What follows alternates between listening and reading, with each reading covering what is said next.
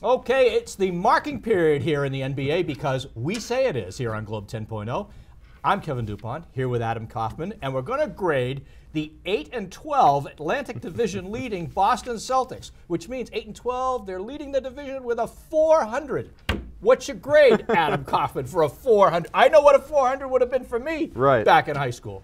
Well, it depends, I guess, on your philosophy. If you're looking for them to win games, they're in first place. Give them, I mean, nobody gets an A, but they're certainly overachieving over what people thought. So maybe give them a B, B+. But if your goal for the team was for them to be lousy for that first-round draft pick, then you give them a big fat F right now. Tankapalooza.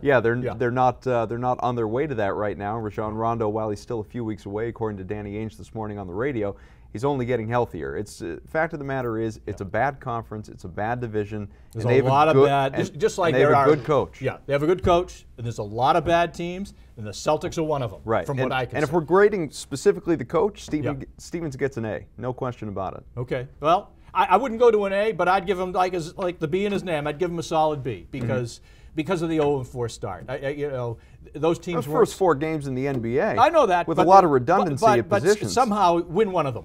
Win one. Don't blow the Milwaukee game when you have a 22-point lead. Right. I wasn't asking for 4-0. I wasn't even asking for 3-1. Just win me one there. So beating the Heat can't cancel those out. Should that be the difference between a B and a B+ and an A?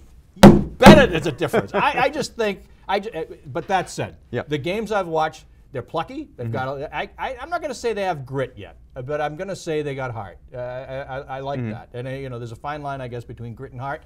But he's intelligent. I think he's played around with pairings and who should be out there and all of that stuff.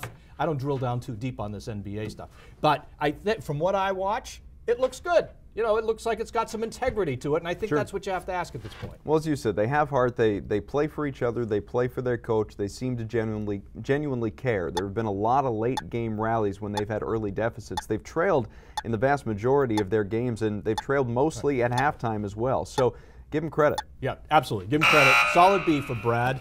And you know what? I think the biggest test is going to be when he gets his best player back. Let's see how it all blends together when Rajon's back in town.